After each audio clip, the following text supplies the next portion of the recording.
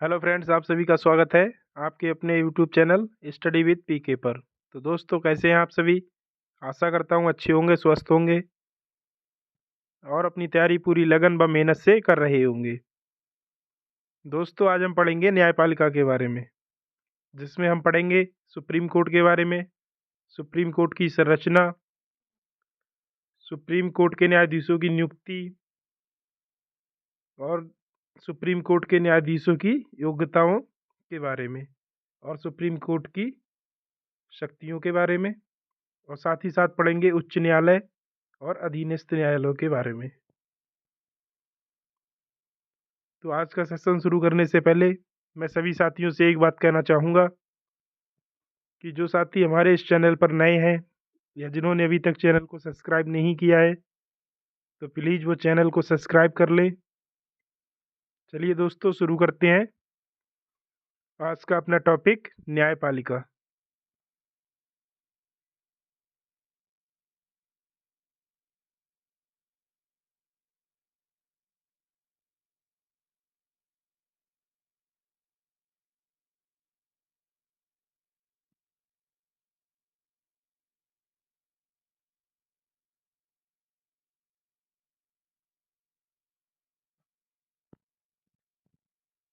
भारत में न्यायिक व्यवस्था को भारत सरकार अधिनियम 1935 से लिया गया है। न्यायपालिका का वास्तविक कार्य हमारे संविधान में लिखे हुए कानूनों का पालन करना तथा करवाना है। कानून का पालन न करने वालों को दंडित करने का अधिकार भी न्यायपालिका को दिया गया है। तो न्यायपालिका का कार्य हमारे संविधान में लिखे हुए कानूनों का पालन करना तथा करवाना है, और जो कानूनों का पालन नहीं करते हैं उनको दंडित करने का अधिकार भी न्यायपालिका को दिया गया है।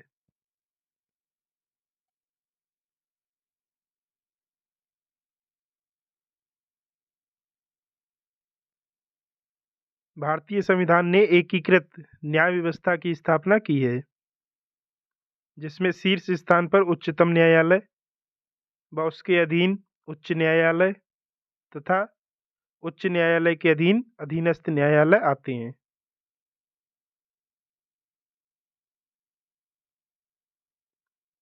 उच्च न्यायालय उच्चतम न्यायालय के अधीन आता है और अधीनस्थ न्यायालय उच्च न्यायालय के अधीन आते हैं।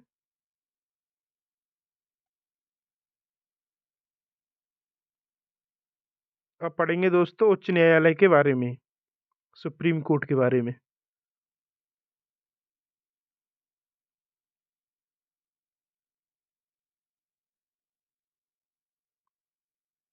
उच्चतम न्यायालय संबंधित प्रावधान भारतीय संविधान के भाग 5 के अंतर्गत आते हैं। उच्चतम न्यायालय के गठन, स्वतंत्रता, न्यायालय शक्तियां, प्रक्रिया आदि का उल्लेख अनुच्छेद 124 से लेकर 147 तक है।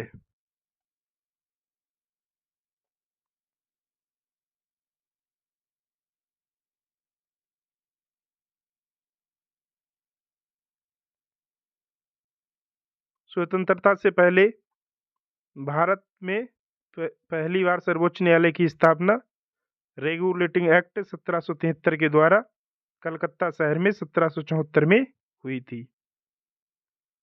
अनुच्छेद 124 के अनुसार भारत का एक सर्वोच्च न्यायालय होगा और एक मुख्य न्यायाधीश होगा।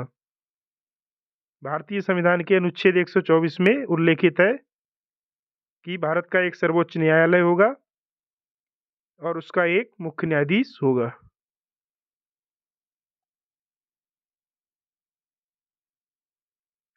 सर्वोच्च न्यायालय की संरचना, कंपोजिशन ऑफ सुप्रीम कोर्ट।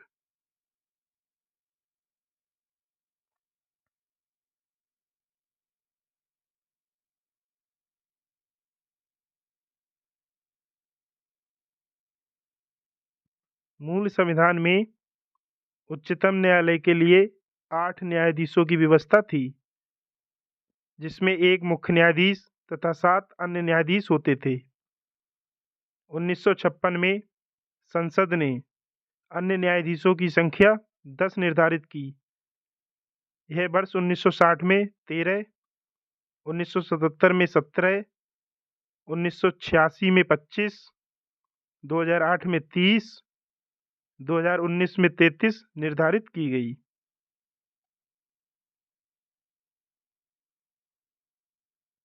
वर्तमान में उच्चतम न्यायालय में 34 न्यायाधीश हैं।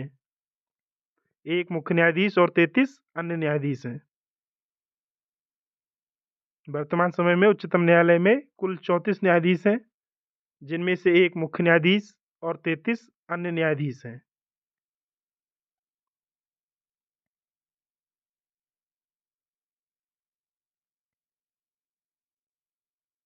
सर्वोच्च न्यायालय के न्यायाधीशों की नियुक्ति।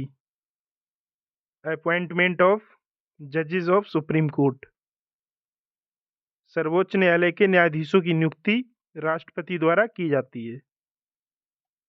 सर्वोच्च न्यायालय के जो न्यायाधीश होते हैं उनकी नियुक्ति राष्ट्रपति द्वारा की जाती है। मुख्य न्यायाधीश की नियुक्ति के अतिरिक्त मुख्य न्यायाधीश के अतिरिक्त अन्य न्यायाधीशों की नियुक्ति में मुख्य न्यायाधीश का परामर्श आवश्यक होता है। जो मुख्य न्यायाधीश होता है उसके अतिरिक्त जो अन्य न्यायाधीश होते हैं उनकी नियुक्ति में मुख्य न्यायाधीश का परामर्श आवश्यक होता है। मुख्य न्यायाधीश की नियुक्ति भारत का राष्ट्रपति अन्य न्यायाधीशों तथा उच्च न्यायालय के न्यायाधीशों के परामर्श के पश्चात करता है। जो मुख्य न्यायाधीश की नियुक्ति होती है वह भारत के राष्ट्रपति अन्य न्यायाधीश तथा उच्चतम न्यायालय के न्यायाधीशों की परामर्श से करते हैं।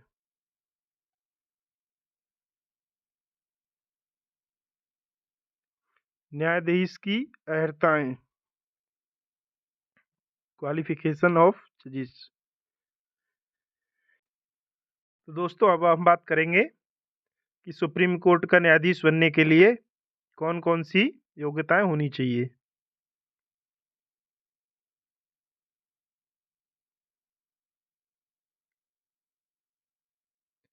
नंबर 1, वह भारत का नागरिक होना चाहिए। नंबर 2 है उसे कम से कम किसी उच्च न्यायालय में लगातार 5 वर्ष के लिए न्यायाधीश होना चाहिए।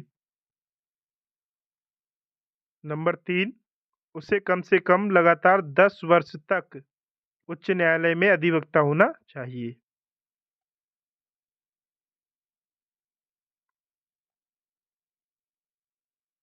नंबर 4, भारतीय राष्ट्रपति के मत में उसे सम्मानित न्यायवादी होना चाहिए। भारतीय राष्ट्रपति के मत में उससे सम्मानित न्यायवादी होना चाहिए।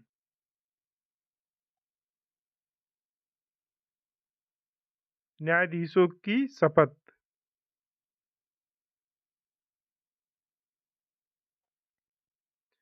उच्चतम न्यायालय हेतु नियुक्त किए गए न्यायाधीश को अपना पद संभालने से पूर्व राष्ट्रपति या इस कार्य के लिए नियुक्त व्यक्ति के समक्ष शपथ लेनी होती है।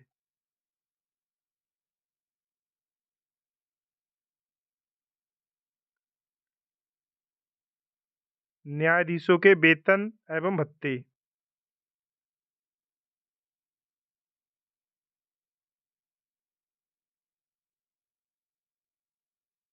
उच्चतम न्यायालय के न्यायाधीशों के वेतन, भत्ते, विशेषाधिकार तथा पेंशन का निर्धारण संसद द्वारा होता है।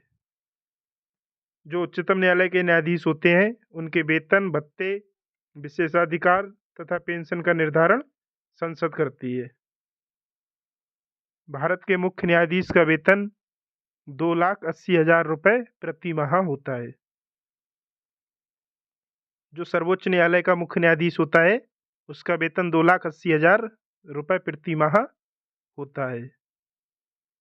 और सर्वोच्च न्यायालय के अन्य न्यायाधीशों का वेतन 2.5 लाख रुपए प्रति माह होता है।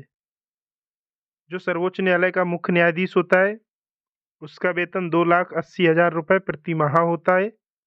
और जो सर्वोच्च न्यायालय के अन्य न्यायाधीश होते हैं उनका वेतन 2.5 लाख रुपए प्रति माह होता है।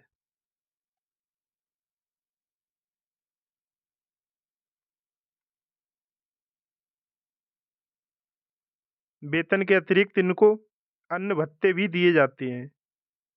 इन्हें निःशुल्क आवास और अन्य सुविधाएं जैसे चिकित्सा, परिवहन, संचार संचार सेवा आदि प्राप्त होती हैं।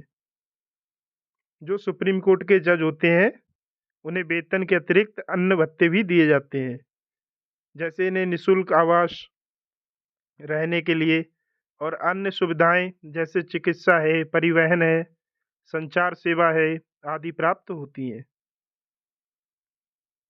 सेवानिवृत्त होने पर इनको इनके अंतिम माह के वेतन का 50% पेंशन के रूप में प्रदान किया जाता है।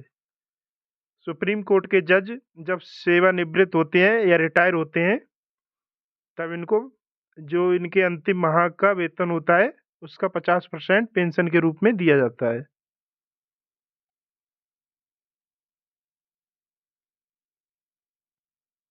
न्यायाधीशों की पदावधि।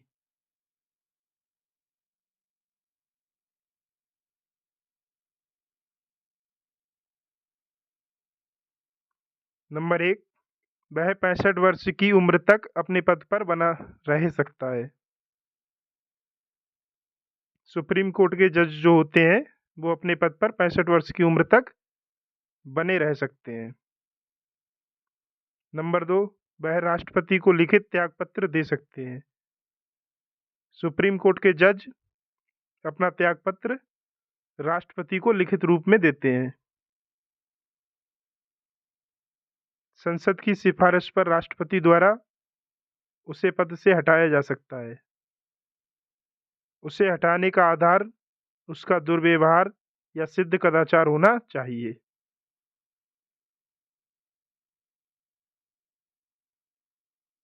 सर्वोच्च न्यायालय के न्यायाधीश को उसके पद से हटाने के लिए 2 शर्तें हैं। एक उसका दुर्व्यवहार और एक है सिद्ध कदाचार।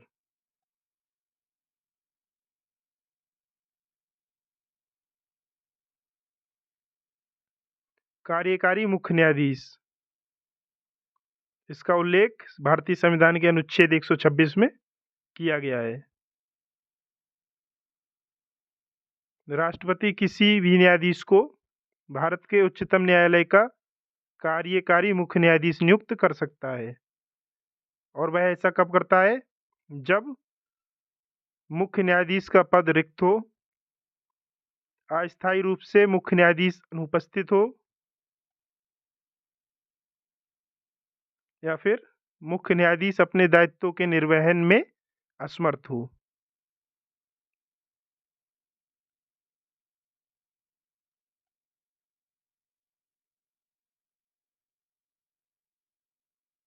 तदर्थ न्यायाधीश, इसका उल्लेख भारतीय संविधान के अनुच्छेद 127 में किया गया है। कोरम को पूरा करने में जब कभी स्थायी न्यायाधीशों की संख्या कम हो रही हो, तो भारत का मुख्य न्यायाधीश किसी उच्च न्यायालय के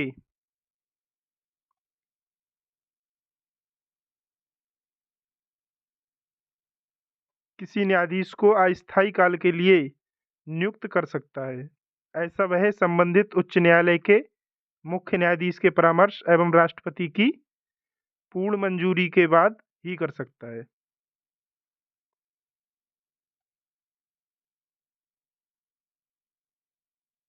सर्वोच्च न्यायालय की शक्तियां एवं क्षेत्राधिकार। दोस्तों, अब हम चर्चा करेंगे सर्वोच्च न्यायालय की क्या-क्या शक्तियां हैं और उसके क्षेत्राधिकार क्या हैं। तो आइए चलते हैं। सर्वोच्च न्यायालय की शक्ति तथा क्षेत्राधिकारों को निम्नलिखित प्रकार से बांटा गया है।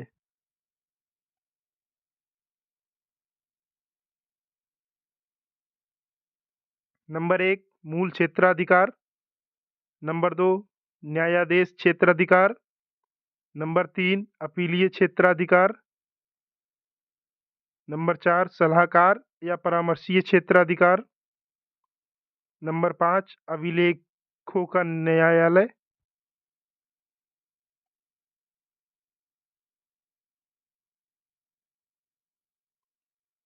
नंबर 6, न्यायिक समीक्षा की शक्ति। नंबर 7 संवैधानिक व्याख्या।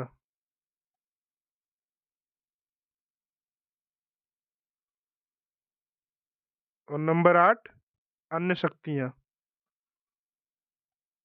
तो दोस्तों अब हम बात करेंगे सुप्रीम कोर्ट की अन्य शक्तियों के बारे में। सर्वोच्च न्यायालय की अन्य शक्तियाँ निम्नलिखित हैं।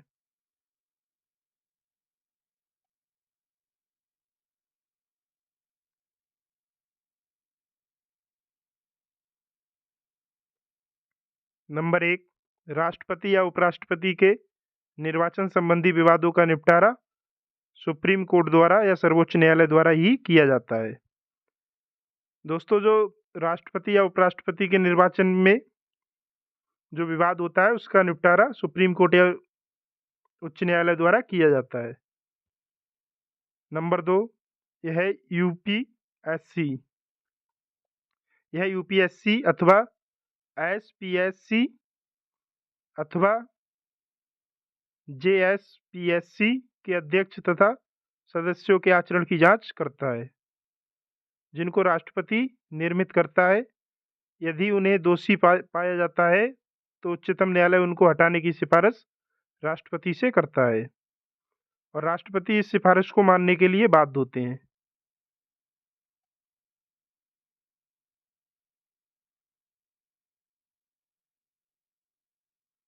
नंबर 3 सर्वोच्च न्यायालय को अपने स्वयं के फैसले की समीक्षा करने की शक्ति प्राप्त है, अर्थात भविष्य में वह अपने पहले फैसलों से हटकर फैसला दे सकता है। सुप्रीम कोर्ट जो है उसे फैसले की समीक्षा करने की शक्ति प्राप्त है और वह अपने पहले के फैसले को बदल सकता है। उदाहरण है केशवानंद भारती मामले 1973 में सर्वोच्च न्यायालय ने गोलकनाथ मामले 1967 से हटकर निर्णय दिया था।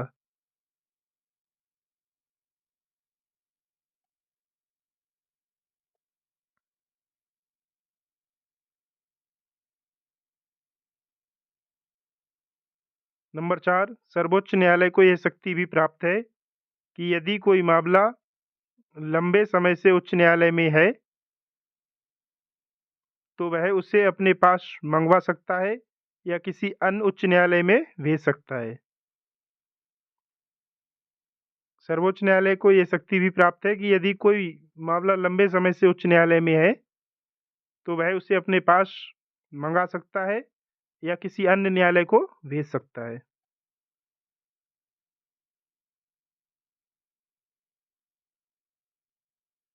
नंबर 5 सर्वोच्च न्यायालय के डिक्री अथवा आदेश पूरे देश में मान्य होते हैं।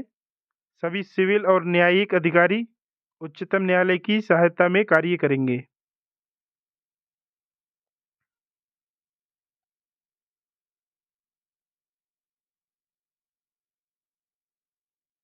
नंबर 6 सर्वोच्च न्यायालय को देश के समस्त न्यायालयों के न्याय क्षेत्र तथा पंचायतों के क्रियाकलापों पर नियंत्रण प्राप्त है। सर्वोच्च न्यायालय के न्याय क्षेत्र तथा शक्तियों को केंद्रीय सूची से संबंधित मामलों पर संसद द्वारा विस्तारित किया जा सकता है। इसके न्याय क्षेत्र एवं शक्ति अन्य मामलों में केंद्र तथा राज्यों के बीच विशेष समझौते के तहत विस्तारित किए जा सकते हैं।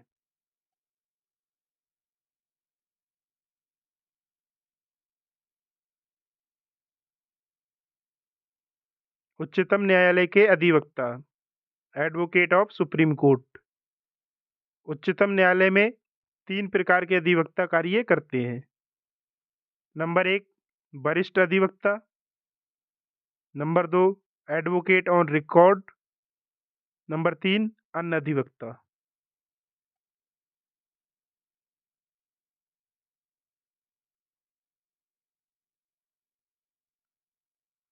तो दोस्तों अब हम बात करेंगे सुप्रीम कोर्ट के महत्वपूर्ण बिंदुओं के बारे में। उच्चतम न्यायालय के संबंध में प्रावधान संविधान के भाग 5 में अनुच्छेद 124 से 147 तक वर्णित है। हमारे संविधान के भाग 5 में अनुच्छेद 124 से 147 तक उच्चतम न्यायालय का उल्लेख किया गया है। उच्चतम न्यायालय में कुल न्यायाधीशों की संख्या 34 है, जिसमें एक मुख्य न्यायाधीश तथा 33 अन्य न्यायाधीश होते हैं।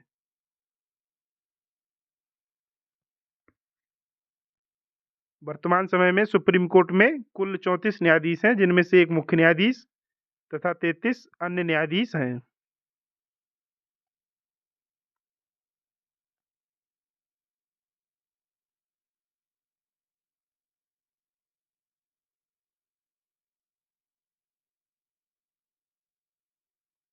उच्चतम न्यायालय के मुख्य न्यायाधीश की नियुक्ति राष्ट्रपति अन्य न्यायाधीशों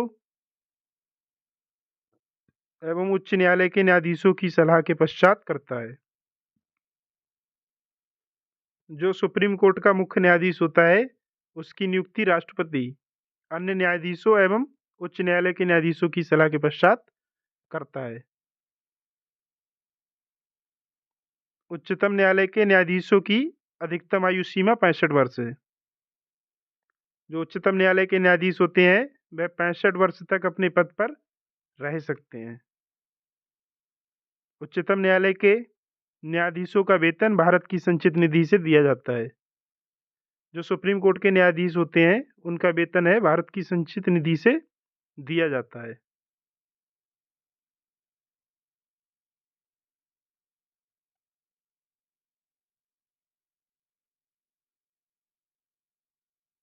राष्ट्रपति एवं उपराष्ट्रपति के निर्वाचन संबंधी विवाद के मामले भी उच्चतम न्यायालय में रखे जाते हैं।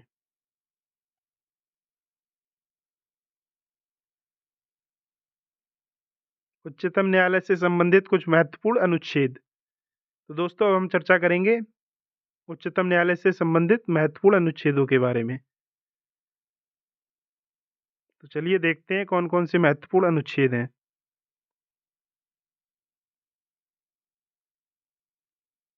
भारतीय संविधान के अनुच्छेद 124 में उच्चतम न्यायालय की स्थापना और गठन का उल्लेख किया गया है। संविधान के अनुच्छेद 125 में न्यायाधीशों के वेतन आदि के बारे में उल्लेख किया गया है। संविधान के अनुच्छेद 126 में उच्चतम न्यायालय के कार्यकारी मुख्य न्यायाधीश की नियुक्ति के बारे में उल्लेख किया गया है। और संविधान के अनुच्छेद 127 में तदर्थ न्यायाधीशों की नियुक्ति का प्रावधान किया गया है।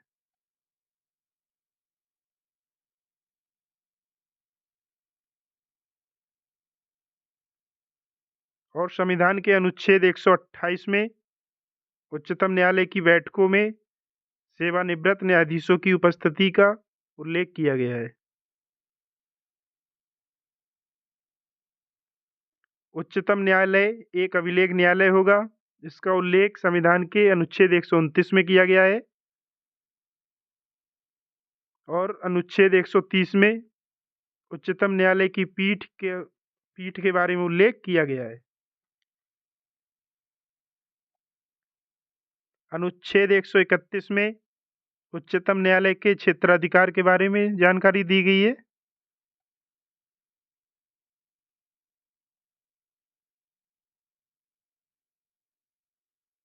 और भारतीय संविधान के अनुच्छेद 143 में राष्ट्रपति की उच्चतम न्यायालय से सलाह लेने की शक्ति का उल्लेख किया गया है।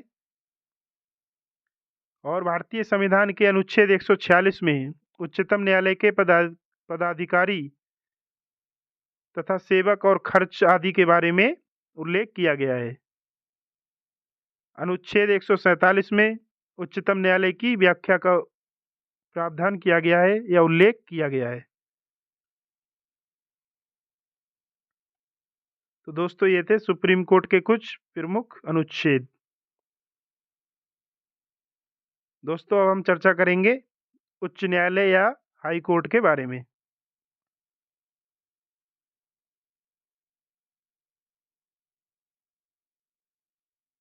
भारत में उच्च न्यायालय का गठन 1862 में हुआ। इस वर्ष कलकत्ता, बम्बई और मद्रास उच्च न्यायालयों की स्थापना हुई थी।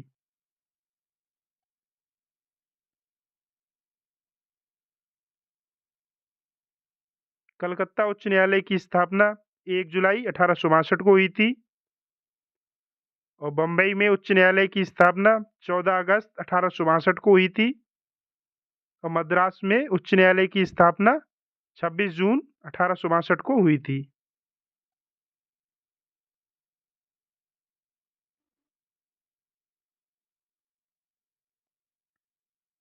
संविधान के भाग 6 में अनुच्छेद 214 से लेकर 231 तक उच्च न्यायालयों के गठन, स्वतंत्रता, न्यायिक क्षेत्र, शक्तियां, प्रक्रिया आदि के बारे में वर्णन किया गया है। जो भारतीय संविधान है उसके भाग 6 में अनुच्छेद 214 से लेकर 231 तक उच्च न्यायालयों के गठन, स्वतंत्रता, न्यायिक क्षेत्र, शक्तियां, प्रक्रिया आदि के बारे में वर्णन किया गया है।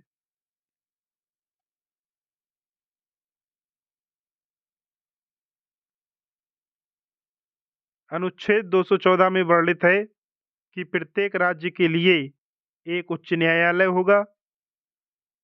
संसद विधि द्वारा 2 या 2 से अधिक राज्यों के लिए अथवा 2 या 2 से अधिक राज्यों के लिए और किसी संघ राज्य क्षेत्र के लिए एक ही उच्च न्यायालय स्थापित कर सकेगी।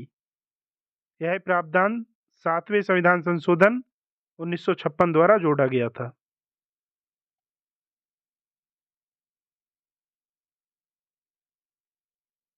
उच्च न्यायालय के न्यायाधीशों की नियुक्ति, अपॉइंटमेंट ऑफ जजेस ऑफ हाई कोर्ट। उच्च न्यायालय के न्यायाधीशों की नियुक्ति किस प्रकार होती है, इस पर हम चर्चा करेंगे।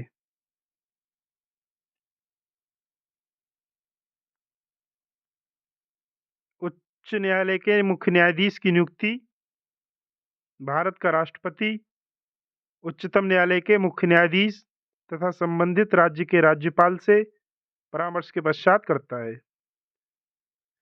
जो उच्च न्यायालय के मुख्य न्यायाधीश होते हैं उनकी नियुक्ति भारत के राष्ट्रपति, उच्चतम न्यायालय के मुख्य न्यायाधीश तथा संबंधित राज्य के राज्यपाल से परामर्श के बाद करते हैं। और अन्य न्यायाधीशों की नियुक्ति भारत के राष्ट्रपति, उच्चतम न्यायालय के मुख्य न्यायाधीश, संबंधित राज्य के राज्यपाल तथा उच्च न्यायालय के मुख्य न्यायाधीश से परामर्श के बाद करते हैं।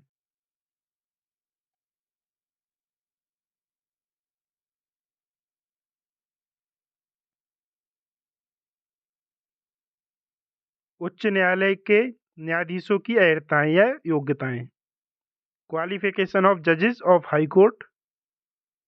दोस्तों, हम उच्च न्यायालय के न्यायाधीश की योग्यताओं के बारे में चर्चा करेंगे कि उच्च न्यायालय के न्यायाधीश बनने के लिए क्या क्या योग्यताएं होनी चाहिए। नंबर 1, वह भारत का नागरिक हो। नंबर 2, उसे भारत में न्यायिक कार्य या न्यायिक पद पर 10 वर्ष का अनुभव हो। नंबर 3, वह उच्च न्यायालय में लगातार 10 से कम 10 वर्ष तक अधिवक्ता रह चुका हो। उच्च न्यायालय का न्यायाधीश बनने के लिए ये योग्यताएं होनी चाहिए। वह भारत का नागरिक होना चाहिए, उससे भारत में न्यायिक कार्य या न्यायिक पद पर 10 वर्ष का अनुभव होना चाहिए, या वह उच्च न्यायालय में लगातार कम से कम 10 वर्ष तक अधिवक्ता रह चुका हो, तभी वह उच्च न्यायालय का न्यायाधीश बन सकता है।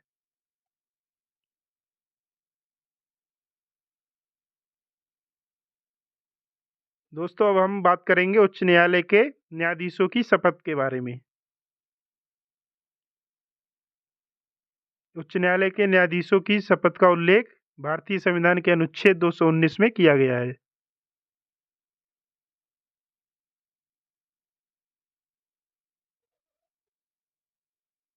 उच्च न्यायालय के लिए नियुक्त न्यायाधीश को संबंधित राज्य के राज्यपाल या उसके द्वारा नियुक्त किसी व्यक्ति के द्वारा शपथ दिलाई जाती है।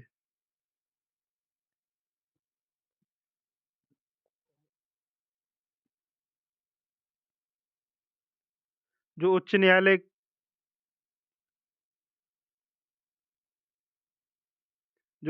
के लिए नियुक्त न्यायाधीश होते हैं, उनको संबंधित राज्य के राज्यपाल या राज्यपाल द्वारा नियुक्त किसी व्यक्ति द्वारा शपथ दिलाई जाती है।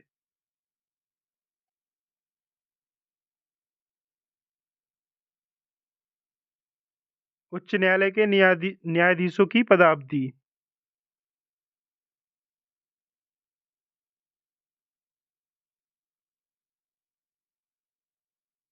न्यायाधीश अधिकतम 62 वर्ष की आयु तक अपने पद पर रहता है।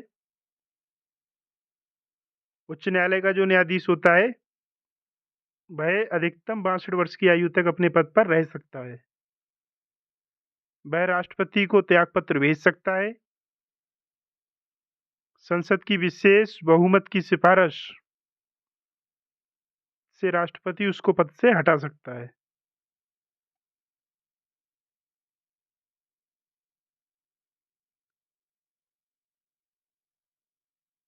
उसकी नियुक्ति सर्वोच्च न्यायालय में न्यायाधीश के रूप में हो जाने पर या किसी दूसरे उच्च न्यायालय में स्थानांतरण हो जाने पर वह पद छोड़ देता है। जो हाई कोर्ट का जज होता है उसकी नियुक्ति सर्वोच्च न्यायालय में हो जाए या न्यायाधीश के रूप में किसी दूसरे न्यायालय में स्थानांतरण हो जाए तो वह अपना पद छोड़ देता है।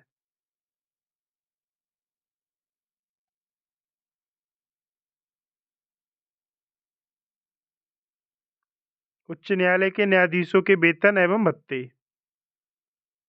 तो दोस्तों अब हम बात करेंगे उच्च न्यायालय के न्यायाधीशों के वेतन और भत्ते के बारे में। उच्च न्यायालय के न्यायाधीशों के वेतन, भत्ते, सुविधाएं, अवकाश और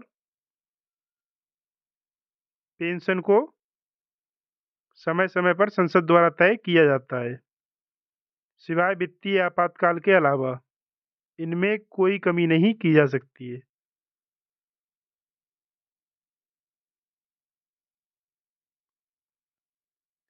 जो हाई कोर्ट के जज का भत्ता पेंशन होता है उसे समय समय पर संसद द्वारा तय किया जाता है और वित्तीय आपातकाल के अलावा इनमें कोई कमी नहीं की जा सकती है।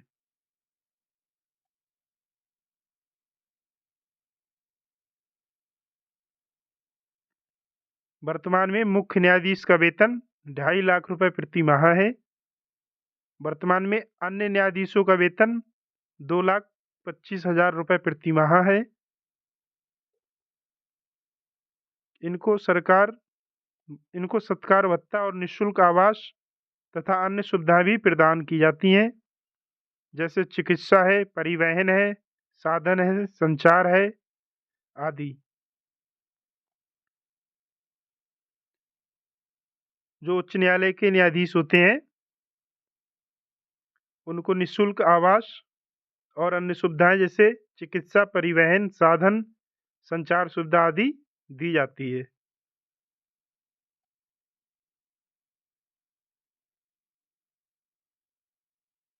उच्च न्यायालय के सेवानिवृत्त मुख्य न्यायाधीश और अन्य न्यायाधीशों को उनके अंतिम माह में प्राप्त वेतन का 50% पेंशन के रूप में मिलता है। जो उच्च न्यायालय के न्यायाधीश होते हैं उनके जो अंतिम माह में प्राप्त वेतन होता है उसका 50% पेंशन के रूप में मिलता है, जब वो सेवानिवृत्त हो जाती हैं या रिटायर हो जाती हैं तब।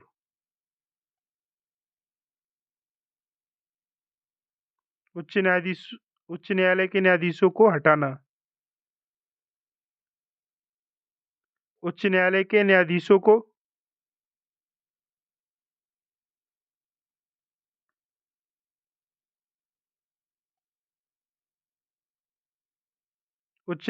न्यायाधीशों को राष्ट्रपति के आदेश द्वारा हटाया जा सकता है। राष्ट्रपति ये आदेश तभी दे सकता है जब संसद का प्रत्येक सदन अपने उपस्थित और मतदान करने वाले सदस्यों के 2/3 बहुमत से एक प्रस्ताव पारित करता है। जिसमें राष्ट्रपति द्वारा न्यायाधीश को हटाने का अनुरोध किया जाता है।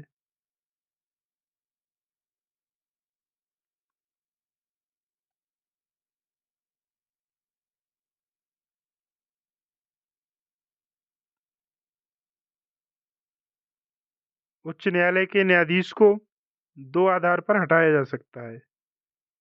नंबर 1 सिद्ध कदाचार और नंबर 2 अक्षमता।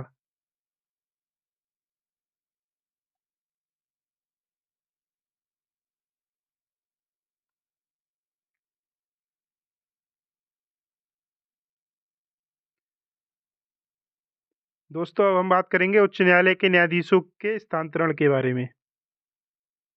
उच्च न्यायालय के न्यायाधीशों का स्थानांतरण एक उच्च न्यायालय से दूसरे उच्च न्यायालय में राष्ट्रपति भारत के मुख्य न्यायाधीश की सलाह के बाद करता है। जो उच्च न्यायालय के न्यायाधीश होते हैं उनका स्थानांतरण एक उच्च न्यायालय से दूसरे उच्च न्यायालय में राष्ट्रपति भारत के मुख्य न्यायाधीश की सलाह के बाद करता है।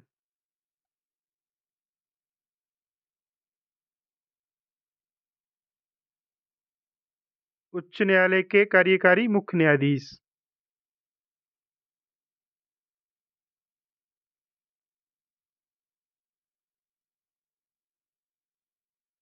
भारत के राष्ट्रपति द्वारा किसी उच्च न्यायालय के न्यायाधीश को उच्च न्यायालय का कार्यकारी मुख्य न्यायाधीश नियुक्त किया जा सकता है, लेकिन वह ऐसा कब करते हैं? जब नंबर 1 उच्च न्यायालय के मुख्य न्यायाधीश का पद रिक्त हो। नंबर 2 उच्च न्यायालय का मुख्य न्यायाधीश अस्थायी रूप से अनुपस्थित हो।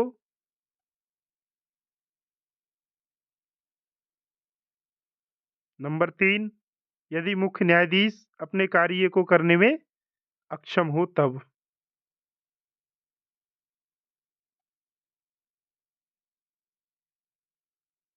उच्च न्यायालय के क्षेत्राधिकार एवं शक्तियां। तो दोस्तों हम बात करेंगे उच्च न्यायालय के क्षेत्राधिकार और शक्तियों के बारे में।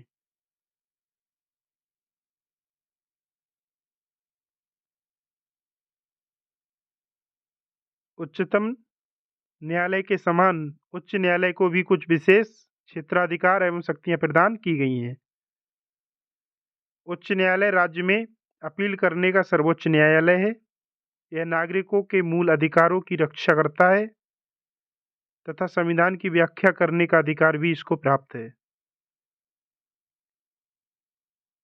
जो उच्च न्यायालय है वो राज्य में अपील करने का सर्वोच्च न्यायालय है और यह नागरिकों के मूल अधिकारों की रक्षा भी करता है तथा इसे संविधान की व्याख्या करने का अधिकार भी प्राप्त है।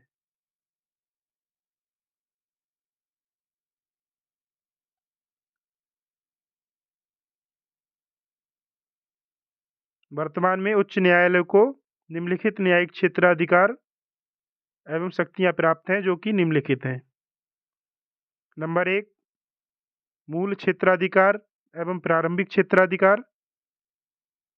नंबर 2 न्यायादेश या रिट जारी करने का क्षेत्राधिकार। नंबर 3 अपीलीय क्षेत्राधिकार।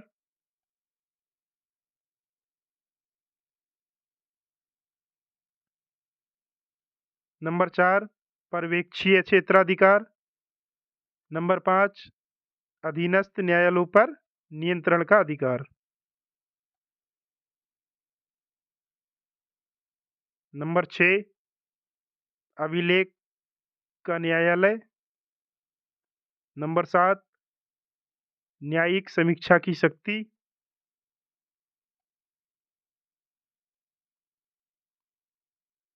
अब दोस्तों बात करेंगे हम उच्च न्यायालय के कुछ महत्वपूर्ण बिंदुओं के बारे में।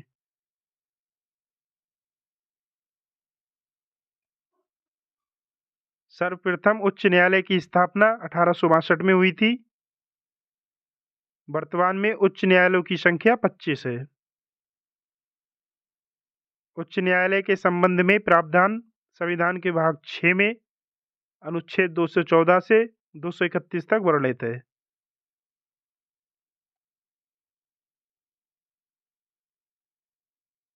उच्च न्यायालय के न्यायाधीश की अधिकतम आयु 62 वर्ष है।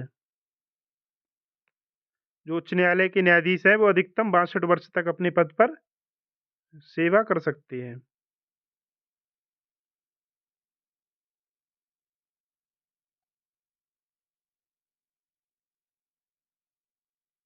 अब दोस्तों बात करेंगे हम उच्च न्यायालय से संबंधित महत्वपूर्ण अनुच्छेदों पर कि भारतीय संविधान में उच्च न्यायालय से संबंधित कौन-कौन से महत्वपूर्ण अनुच्छेद दिए गए हैं।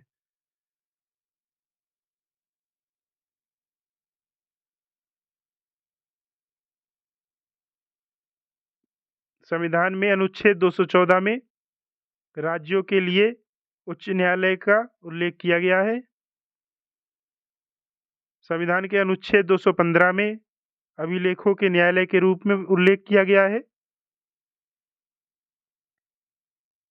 अनुच्छेद 216 में उच्च न्यायालय के गठन का प्रावधान किया गया है। अनुच्छेद 217 में नियुक्ति उच्च न्यायालय के न्यायाधीशों की, इसका उल्लेख किया गया है।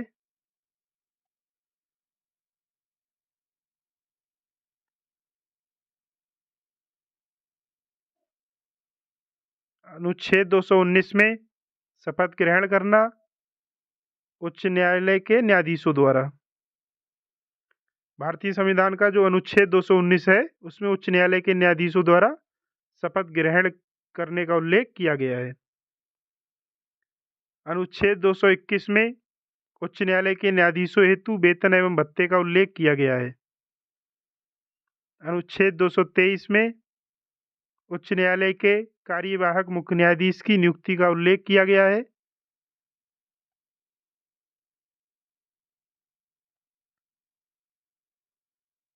अनुच्छेद 225 में उच्च न्यायालयों के क्षेत्राधिकार के बारे में उल्लेख किया गया है। और भारतीय संविधान के अनुच्छेद 226 में उच्च न्यायालय द्वारा रिट जारी करने की शक्ति का उल्लेख किया गया है। और अनुच्छेद 231 में 2 या 2 से अधिक राज्यों के लिए एक साझे उच्च न्यायालय की स्थापना का उल्लेख किया गया है।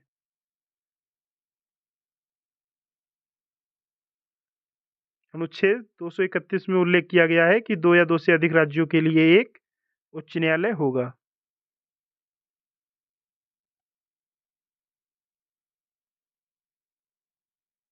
तो चलिए दोस्तों, अब हम बात करते हैं अधीनस्थ न्यायालय के बारे में, सबऑर्डिनेट कोर्ट्स के बारे में।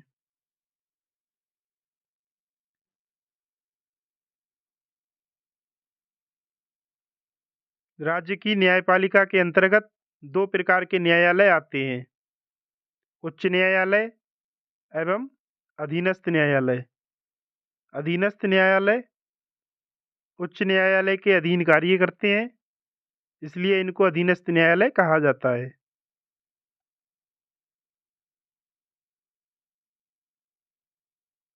अधीनस्थ न्यायालयों का वर्णन संविधान के भाग 6 में अनुच्छेद 233 से 237 तक किया गया है। दोस्तों, जो राज्य की न्यायपालिका होती है उसके अंतर्गत 2 प्रकार के न्यायालय आते हैं। एक तो आता है उच्च न्यायालय और दूसरा आता है अधीनस्थ न्यायालय। जो अधीनस्थ न्यायालय होते हैं वो उच्च न्यायालय के अधीन कार्य करते हैं, इसलिए इनको अधीनस्थ न्यायालय कहा जाता है। और जो अधीनस्थ न्यायालयों का वर्णन है वो भारतीय संविधान के भाग 6 में और अनुच्छेद 233 से 237 तक किया गया है।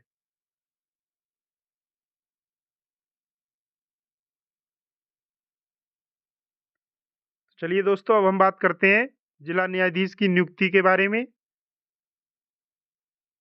तो जिला न्यायाधीश की नियुक्ति का उल्लेख भारतीय संविधान के अनुच्छेद 233 में किया गया है।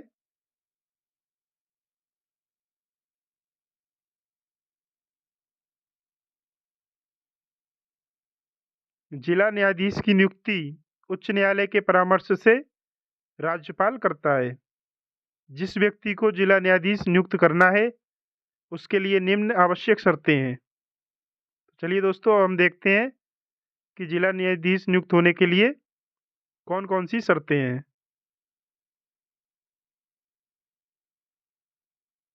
नंबर 1, उसे कम से कम 7 वर्ष वकालत करने का अनुभव होना चाहिए। नंबर 2, वह व्यक्ति पहले ही केंद्र या राज्य सरकार की सेवा में कार्यरत ना हो। नंबर 3, वह उच्च न्यायालय ने उस व्यक्ति को नियुक्त करने की सिफारिश की हो।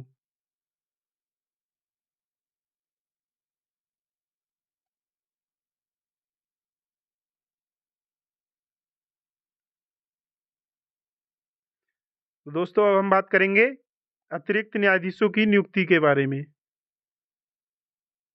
तो अतिरिक्त न्यायाधीशों की नियुक्ति का उल्लेख भारतीय संविधान के अनुच्छेद 234 में किया गया है।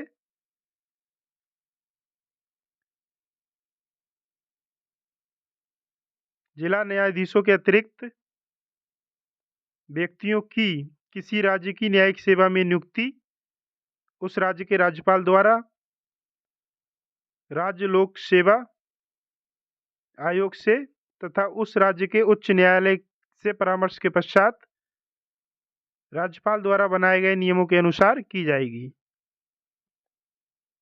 जो जिला न्यायाधीशों के अतिरिक्त व्यक्तियों की किसी राज्य की न्यायिक सेवा में नियुक्ति उस राज्य के राज्यपाल द्वारा राज्य लोक सेवा से तथा उस राज्य के उच्च न्यायालय से परामर्श के पश्चात राज्यपाल द्वारा बनाए गए नियमों के अनुसार की जाएगी।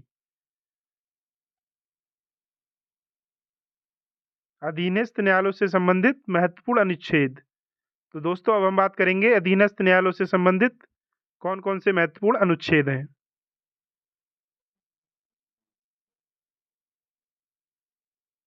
अनुच्छेद 233 में जिला न्यायाधीशों की नियुक्ति का उल्लेख किया गया है और अनुच्छेद 234 में जिला न्यायाधीशों को छोड़कर अन्य न्यायाधीशों की नियुक्ति न्यायिक सेवा में इसका उल्लेख किया गया है और अनुच्छेद 235 में अधीनस्थ न्यायालयों पर नियंत्रण के बारे में उल्लेख किया गया है।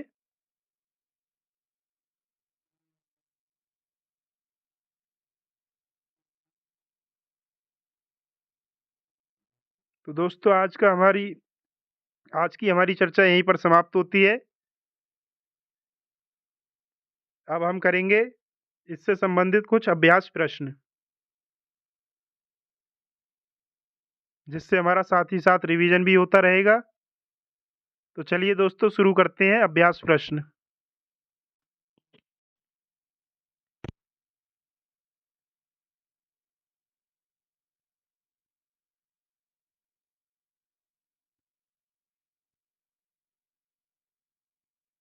आज का हमारा पहला प्रश्न है, प्रश्न नंबर 1, भारतीय संविधान के किस अनुच्छेद के तहत सर्वोच्च न्यायालय भारतीय नागरिकों के मौलिक अधिकारों की सुरक्षा करता है?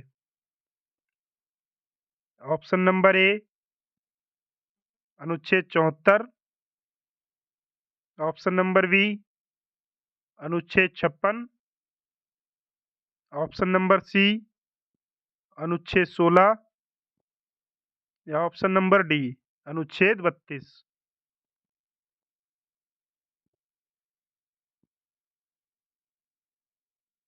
यह प्रश्न यूपीपीएससी जीआईसी एग्जाम 2009 में पूछा गया है।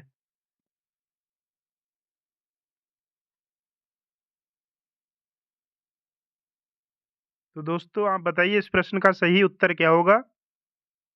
प्रश्न है, भारतीय संविधान के किस अनुच्छेद के तहत सर्वोच्च न्यायालय भारतीय नागरिकों के मौलिक अधिकारों की सुरक्षा करता है? 74, 56, 16 या 32।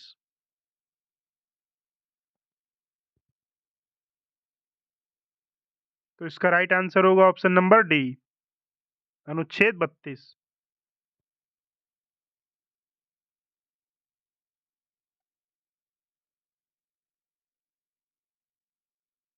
अनुच्छेद 32 के तहत सर्वोच्च न्यायालय तथा अनुच्छेद 226 के तहत उच्च न्यायालय मौलिक अधिकारों के उल्लंघन की स्थिति में उपचार प्रदान करते हैं। हालांकि अनुच्छेद 226 के अंतर्गत उच्च न्यायालय का क्षेत्राधिकार अधिक विस्तृत होता है। इसके अंतर्गत उच्च न्यायालय मौलिक अधिकारों तथा अन्य विधिक अधिकारों के संरक्षण करती हैं। तो राइट आंसर होगा ऑप्शन नंबर डी, अनुच्छेद 32। नेक्स्ट क्वेश्चन,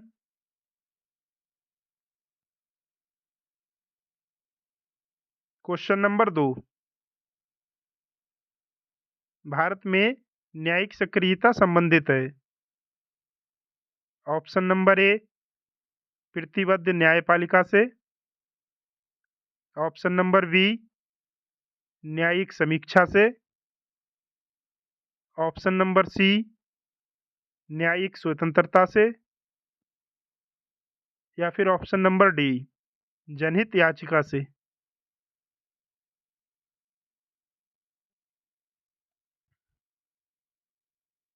यह प्रश्न यूपीपीएससी जीआईसी एग्जाम 2012 में पूछा गया है।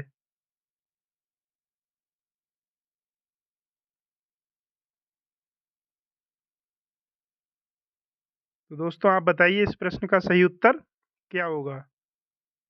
प्रश्न है, भारत में न्यायिक सक्रियता संबंधित है प्रतिबद्ध न्यायपालिका से, न्यायिक समीक्षा से,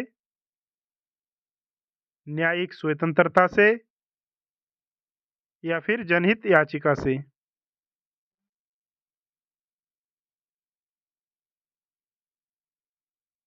तो इसका राइट आंसर होगा ऑप्शन नंबर डी, जनहित याचिका से। भारत में न्यायिक सक्रियता का संबंध जनहित याचिका से है। न्यायिक सक्रियता न्यायपालिका द्वारा सामाजिक न्याय व नागरिक अधिकारों के संरक्षण हेतु सक्रिय रूप से भागीदारी को संदर्भित करती है। तो राइट आंसर हो जाएगा ऑप्शन नंबर डी, जनहित याचिका से। नेक्स्ट क्वेश्चन,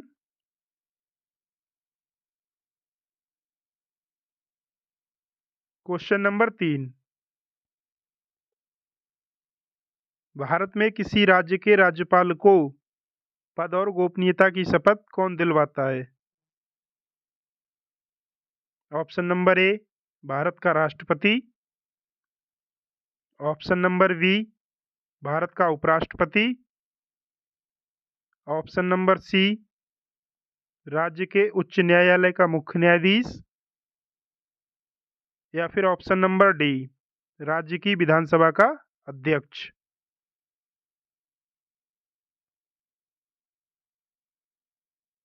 यह प्रश्न यूपीपीएससी एलटी ग्रेड एग्जाम 2018 में पूछा गया है।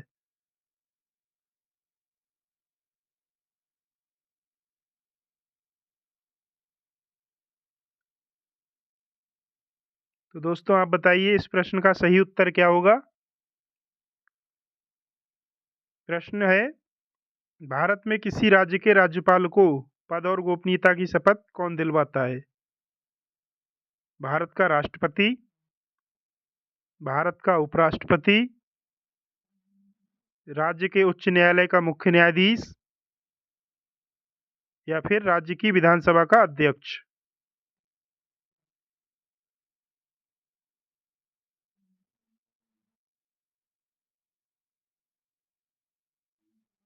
तो इस प्रश्न का सही उत्तर होगा ऑप्शन नंबर सी, राज्य के उच्च न्यायालय का मुख्य न्यायाधीश। भारत में किसी राज्य के राज्यपाल को पद और गोपनीयता की शपथ राज्य के उच्च न्यायालय का मुख्य न्यायाधीश दिलाता है। राइट आंसर होगा option number C. Next question, question number 4। भारतीय संविधान के किस अनुच्छेद के तहत भारत के सर्वोच्च न्यायालय की स्थापना हुई थी।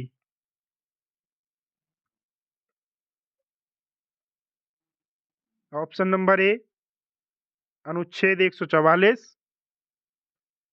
ऑप्शन नंबर बी, अनुच्छेद 124।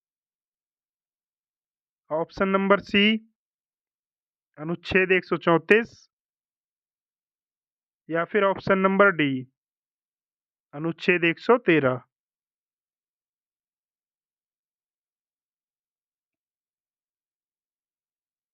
यह प्रश्न यूपीएसआई 12/11/2021 सेकेंड शिफ्ट में पूछा गया है। दोस्तों आप बताइए इस प्रश्न का सही उत्तर क्या होगा। प्रश्न है, भारतीय संविधान के किस अनुच्छेद के तहत भारत के सर्वोच्च न्यायालय की स्थापना हुई थी? अनुच्छेद 144, अनुच्छेद 124, अनुच्छेद 134 या फिर अनुच्छेद 113।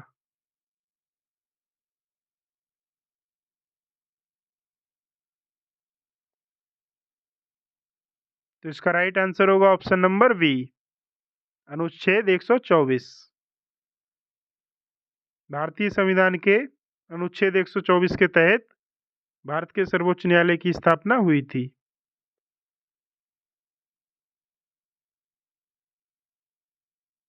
राइट आंसर होगा option number B. Next question,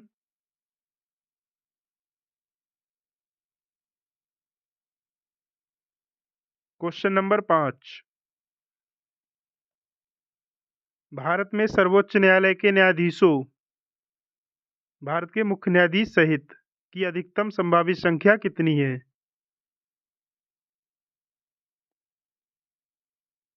option number A 26, option number B 24, option number C 34 या फिर ऑप्शन नंबर डी 19।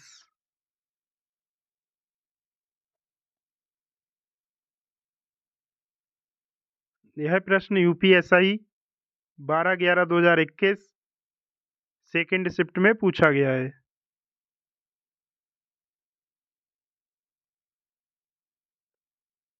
तो दोस्तों आप बताइए इस प्रश्न का सही उत्तर क्या होगा।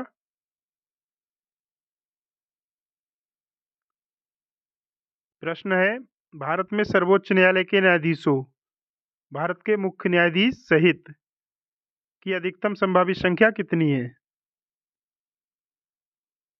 26, 24, 34 या फिर 19।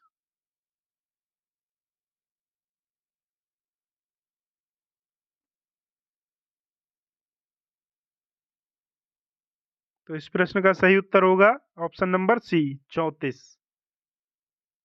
भारत में सर्वोच्च न्यायालय के न्यायाधीशों की संख्या 34 है, जिसमें एक मुख्य न्यायाधीश और 33 अन्य न्यायाधीश हैं। तो राइट आंसर होगा ऑप्शन नंबर सी 34। नेक्स्ट,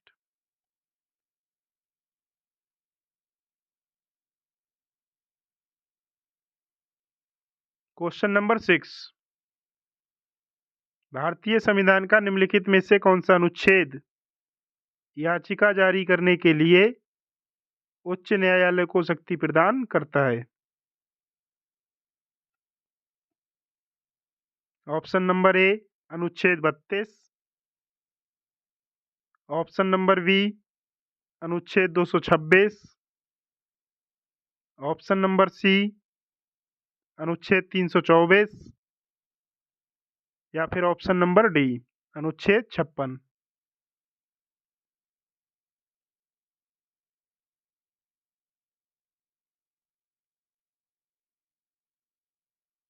यह प्रश्न यूपीएसआई 12/11/2021 से थर्ड शिफ्ट में पूछा गया है।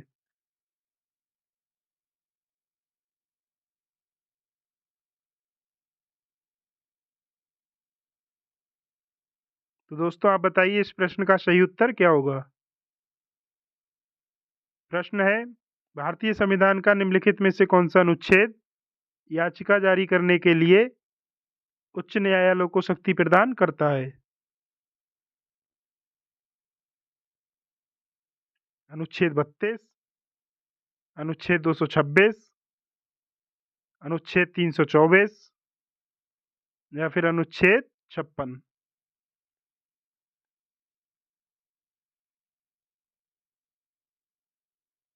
तो इसका राइट आंसर होगा ऑप्शन नंबर बी अनुच्छेद 226।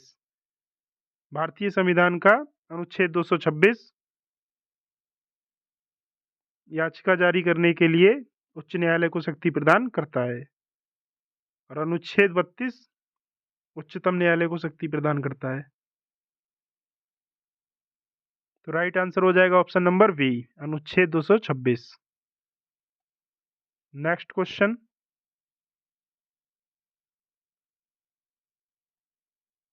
Question number 7। भारत के सर्वोच्च न्यायालय के न्यायाधीश को कार्यवाहक मुख्य न्यायाधीश के रूप में नियुक्त करने का अधिकार किसके पास है? ऑप्शन नंबर ए, भारत के प्रधानमंत्री। ऑप्शन नंबर बी, भारत के राष्ट्रपति। ऑप्शन नंबर सी, सर्वोच्च न्यायालय के मुख्य न्यायाधीश। या फिर ऑप्शन नंबर डी, भारत के उपराष्ट्रपति।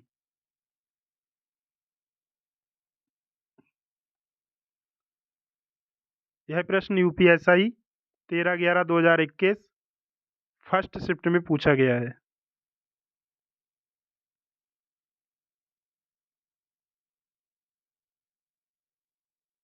तो दोस्तों आप बताइए इस प्रश्न का सही उत्तर क्या होगा?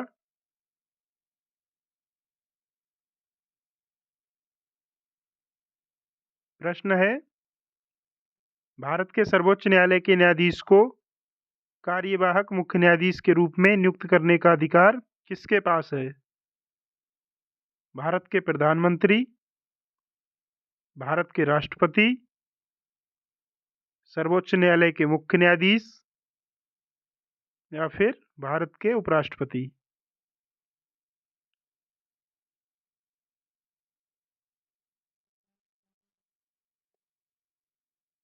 तो इस प्रश्न का सही उत्तर होगा ऑप्शन नंबर बी, भारत के राष्ट्रपति।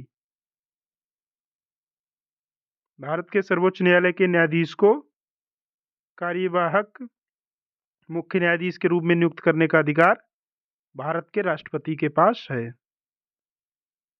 तो राइट आंसर होगा option number B. Next question, question number 8। भारतीय संविधान के किस अनुच्छेद में उल्लेखित है कि सर्वोच्च न्यायालय एक अभिलेख न्यायालय कोर्ट ऑफ रिकॉर्ड होगा? ऑप्शन नंबर ए, अनुच्छेद 125। ऑप्शन नंबर बी, अनुच्छेद 117। ऑप्शन नंबर सी, अनुच्छेद 121 या फिर ऑप्शन नंबर डी, अनुच्छेद 129।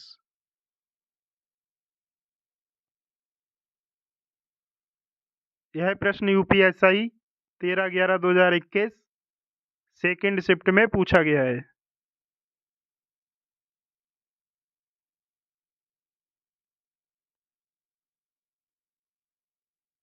तो दोस्तों आप बताइए इस प्रश्न का सही उत्तर क्या होगा?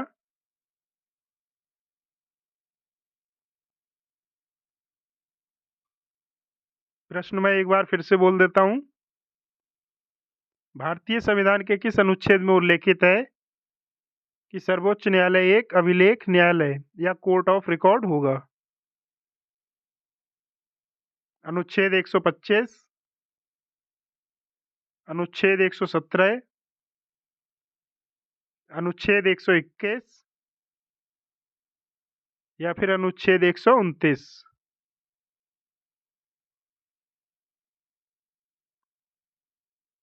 तो इसका राइट आंसर होगा ऑप्शन नंबर डी, अनुच्छेद 129। भारतीय संविधान का अनुच्छेद 129 बताता है कि सुप्रीम कोर्ट एक अभिलेख न्यायालय होगा। तो राइट आंसर होगा option number D, article 129। Next question,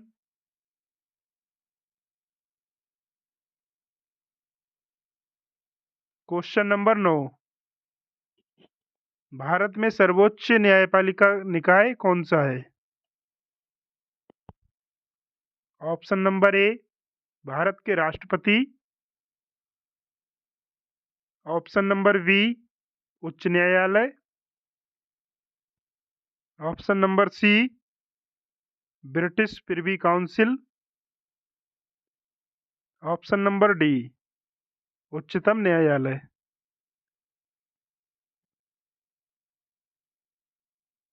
यह प्रश्न यूपीएसआई 13/11/2021 सेकेंड शिफ्ट में पूछा गया है।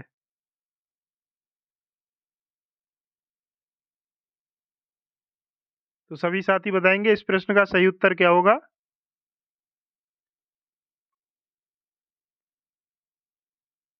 प्रश्न मैं एक बार फिर से बोल देता हूं। भारत में सर्वोच्च न्यायपालिका निकाय कौन सा है। ऑप्शन ए है भारत के राष्ट्रपति। ऑप्शन बी है उच्च न्यायालय। ऑप्शन सी है ब्रिटिश प्रिवी काउंसिल। और ऑप्शन डी है उच्चतम न्यायालय।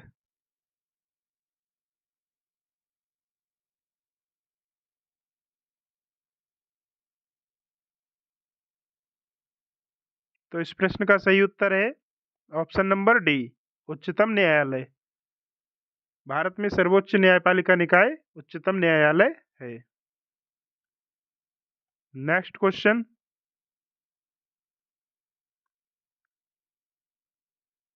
Question number 10। उच्चतम न्यायालय के न्यायाधीशों के वेतन और भत्ते निम्नलिखित में से किसके द्वारा निर्धारित किए जाते हैं। ऑप्शन नंबर ए संसद। ऑप्शन नंबर बी भारत के राष्ट्रपति। ऑप्शन नंबर सी वित्त आयोग। या फिर ऑप्शन नंबर डी उच्चतम न्यायालय के मुख्य न्यायाधीश।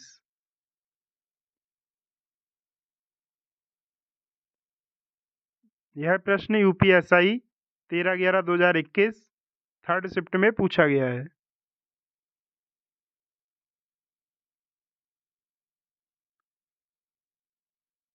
तो सभी साथी बताएं इस प्रश्न का सही उत्तर क्या होगा।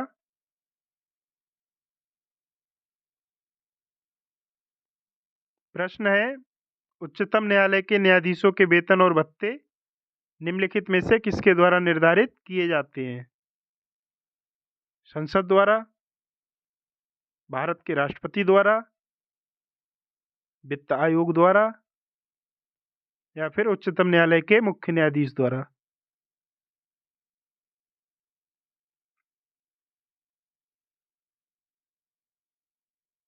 तो इसका राइट आंसर होगा ऑप्शन नंबर ए संसद द्वारा।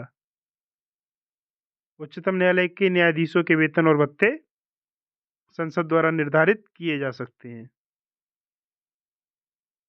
राइट आंसर होगा ऑप्शन नंबर ए। Next question.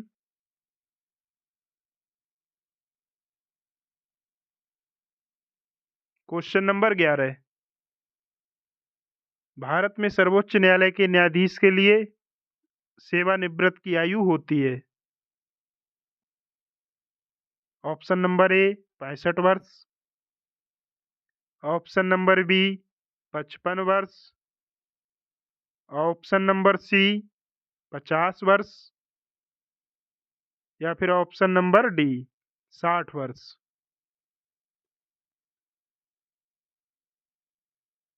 यह प्रश्न यूपीएसआई 14/11/2021 फर्स्ट शिफ्ट में पूछा गया है।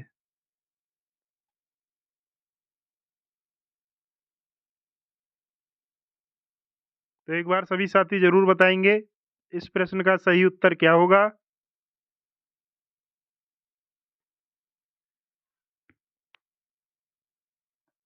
प्रश्न है भारत में सर्वोच्च न्यायालय के न्यायाधीश के लिए सेवानिवृत्त की आयु होती है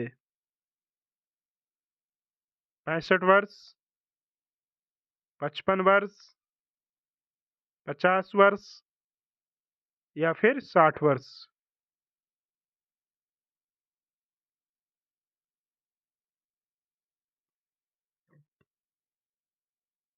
तो इस प्रश्न का सही उत्तर होगा ऑप्शन नंबर ए 65 वर्ष। भारत में सर्वोच्च न्यायालय के न्यायाधीश के लिए सेवानिवृत्त की आयु 65 वर्ष होती है। और उच्च न्यायालय के न्यायाधीश के लिए 62 वर्ष होती है। तो राइट आंसर होगा ऑप्शन नंबर ए। नेक्स्ट क्वेश्चन,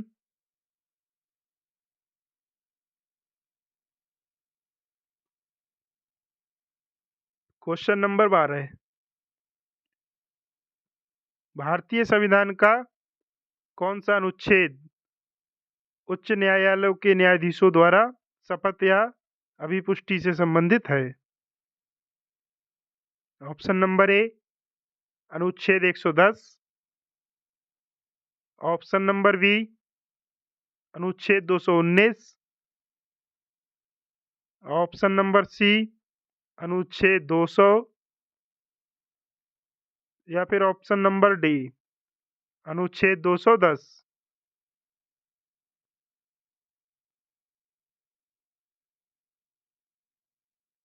यह प्रश्न यूपीएसआई 14/11/2021 सेकेंड शिफ्ट में पूछा गया है।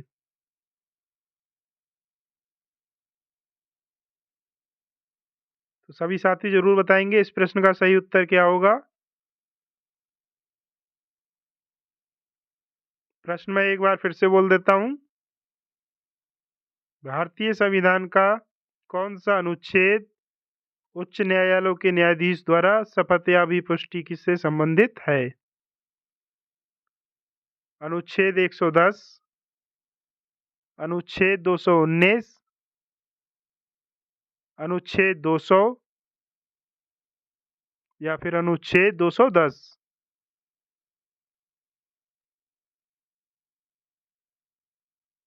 तो इस प्रश्न का राइट आंसर होगा ऑप्शन नंबर बी अनुच्छेद ऑप्शन नंबर बी अनुच्छेद 219। भारतीय संविधान का अनुच्छेद 219 उच्च न्यायालयों के न्यायाधीशों द्वारा शपथ या अभिपुष्टि से संबंधित है। राइट आंसर होगा option number B. Next question,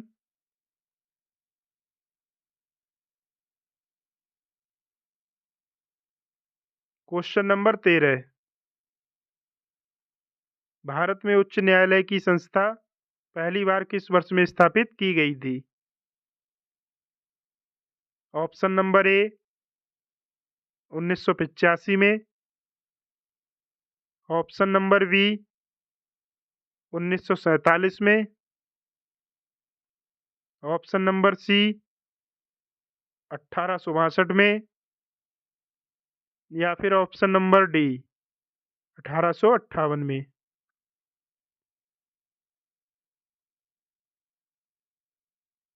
यह प्रश्न यूपीएसआई 14/11/2021 थर्ड शिफ्ट में पूछा गया है।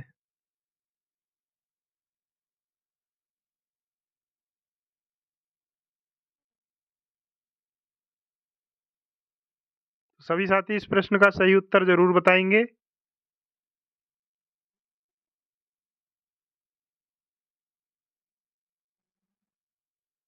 प्रश्न है, भारत में उच्च न्यायालय की संस्था पहली बार किस वर्ष में स्थापित की गई थी? वर्ष 1985 में, वर्ष 1947 में, वर्ष 1862 में या फिर वर्ष 1858 में।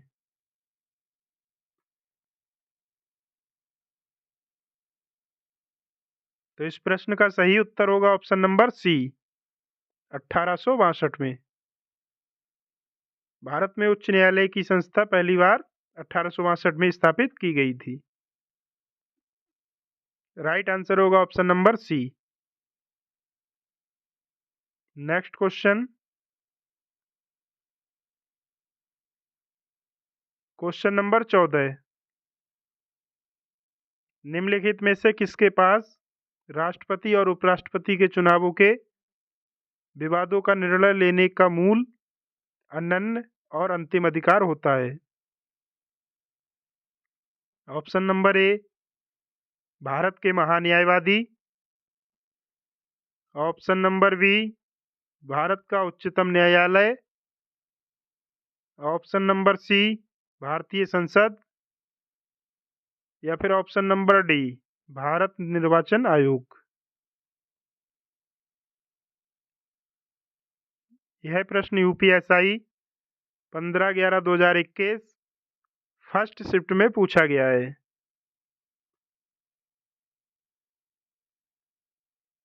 सभी साथी इस प्रश्न का सही उत्तर जरूर बताएंगे कि सही उत्तर क्या है।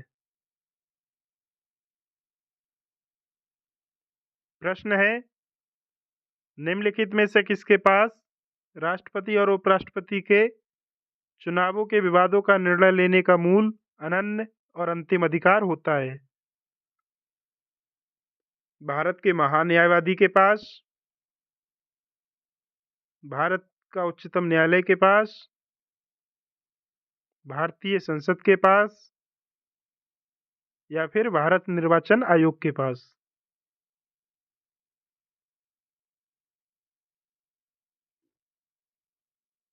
तो इसका राइट आंसर होगा ऑप्शन नंबर बी, भारत के उच्चतम न्यायालय के पास।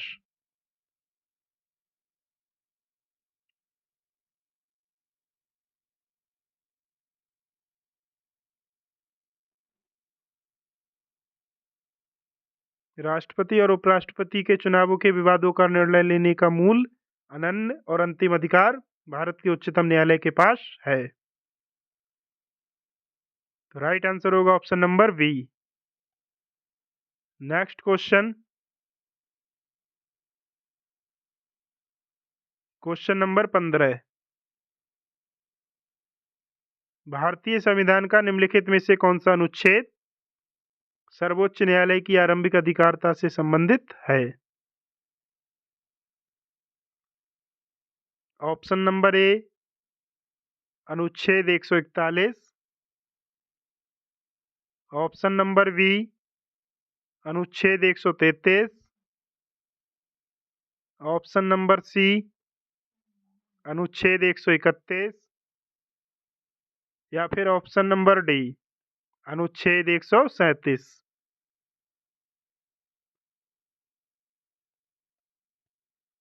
यह प्रश्न यूपीएसआई 17/11/2021 फर्स्ट शिफ्ट में पूछा गया है।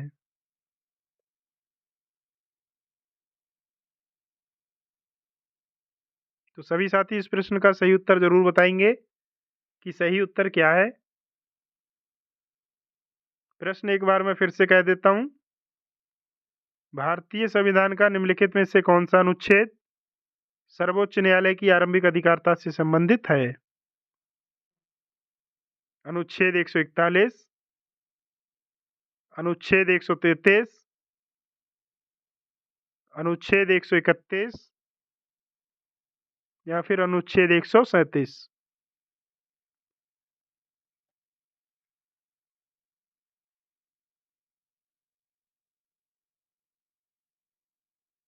तो इस प्रश्न का सही उत्तर होगा ऑप्शन नंबर सी, अनुच्छेद 131। भारतीय संविधान का अनुच्छेद 131 सर्वोच्च न्यायालय की आरंभिक अधिकारता से संबंधित है।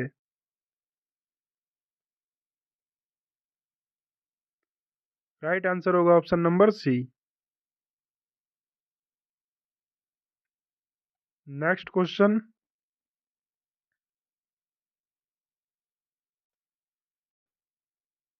Question number 16।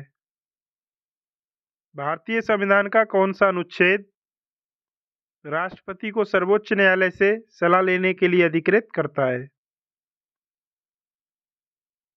ऑप्शन नंबर ए, अनुच्छेद 135। ऑप्शन नंबर बी, अनुच्छेद 143। ऑप्शन नंबर सी, अनुच्छेद 121 या फिर ऑप्शन नंबर डी, अनुच्छेद 72।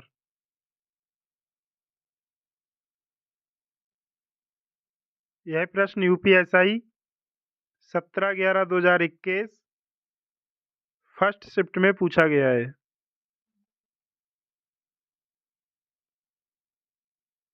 तो सभी साथी एक बार जरूर बताएंगे इस प्रश्न का सही उत्तर क्या होगा।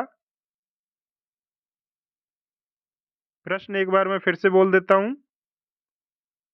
भारतीय संविधान का कौन सा अनुच्छेद राष्ट्रपति को सर्वोच्च न्यायालय से सलाह लेने के लिए अधिकृत करता है?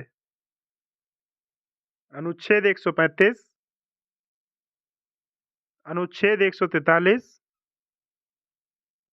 अनुच्छेद 121 या फिर अनुच्छेद 72।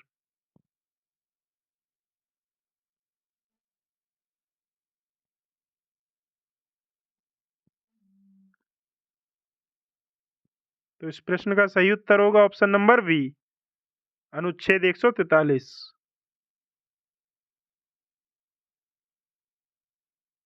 भारतीय संविधान का अनुच्छेद 143 राष्ट्रपति को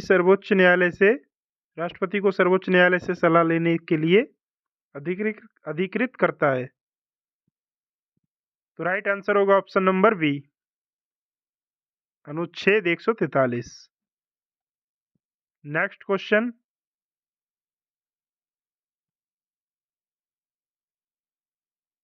question number 17।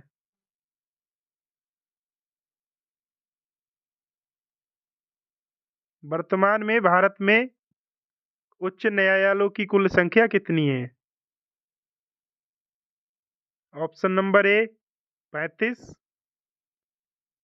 Option number B 14, option number C 30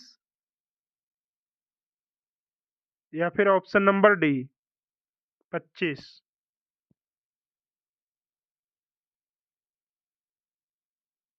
यह प्रश्न यूपीएसआई 17/11/2021 सेकेंड शिफ्ट में पूछा गया है। तो सभी साथी जरूर बताएंगे इस प्रश्न का सही उत्तर क्या होगा।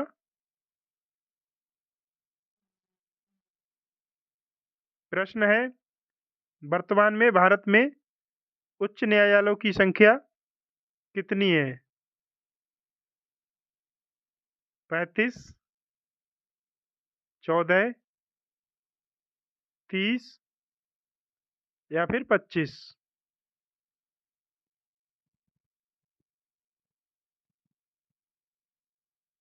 तो इस प्रश्न का सही उत्तर है ऑप्शन नंबर डी 25।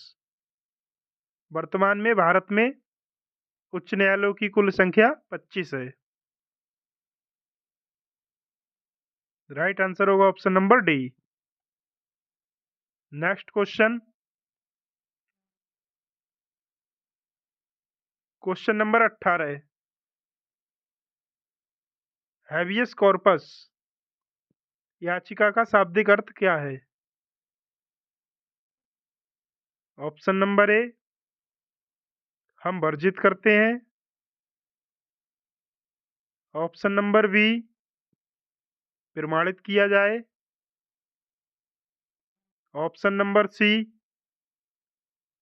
किसी को सशरीर पेश करना या फिर ऑप्शन नंबर डी हम आदेश देते हैं।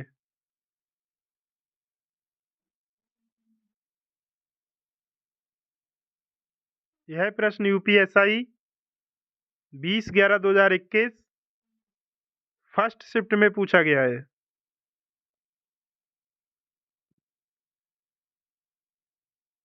तो सभी साथी इस प्रश्न का सही उत्तर जरूर बताएंगे कि क्या है सही उत्तर।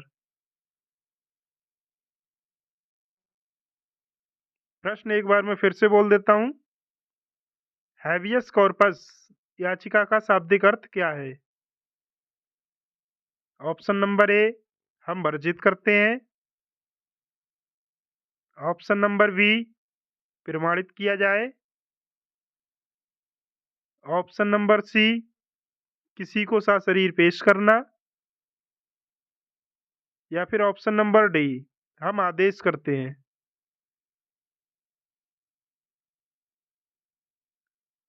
तो इस प्रश्न का सही उत्तर होगा ऑप्शन नंबर सी, किसी को सशरीर पेश करना।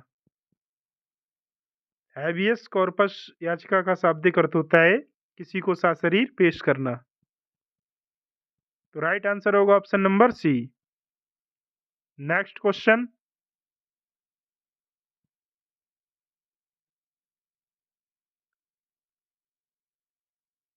Question number 19। भारत के किसी संघ शासित प्रदेश या क्षेत्र का अपना उच्च न्यायालय है? भारत के किस संघ शासित क्षेत्र का अपना उच्च न्यायालय है? Option number A Lakshadweep, option number B Chandigarh, option number C Delhi, या फिर ऑप्शन नंबर डी पुडुचेरी।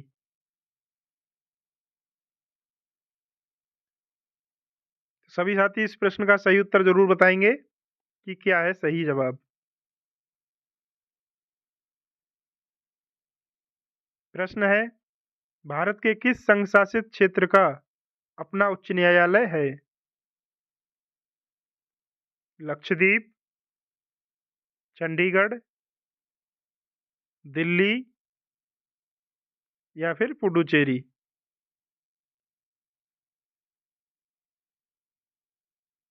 तो इस प्रश्न का सही जवाब है option number C Delhi. Delhi का अपना उच्च न्यायालय है। राइट आंसर होगा option number C. Next question,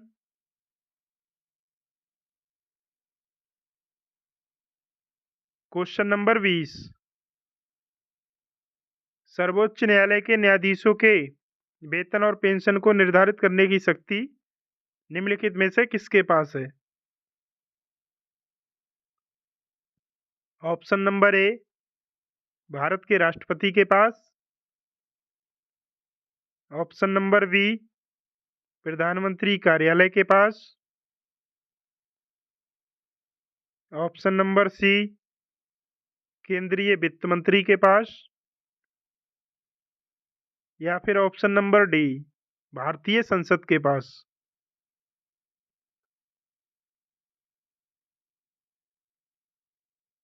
यह प्रश्न यूपीएसआई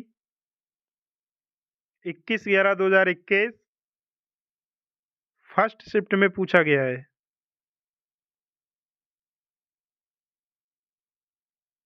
तो सभी साथी इस प्रश्न का सही जवाब जरूर देंगे।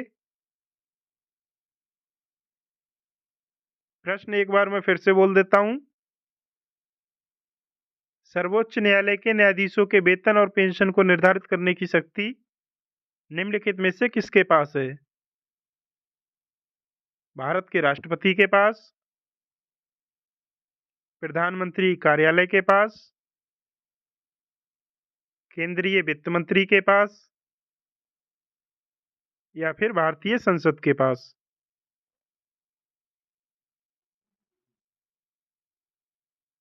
तो इस प्रश्न का सही आंसर है ऑप्शन नंबर डी भारतीय संसद के पास। सर्वोच्च न्यायालय के न्यायाधीशों के वेतन और पेंशन को निर्धारित करने की शक्ति भारत के संसद के पास है। तो राइट आंसर होगा option number D. Next question. तो दोस्तों इसी प्रश्न के साथ आज का हमारा सेशन यहीं पर समाप्त होता है। तो मिलते हैं आपसे नेक्स्ट सेशन में नेक्स्ट क्लास के साथ। तब तक के लिए आप हंसते रहिए, मुस्कुराते रहिए और अपनी तैयारी पूरी मेहनत से करते रहिए। तो जय हिंद।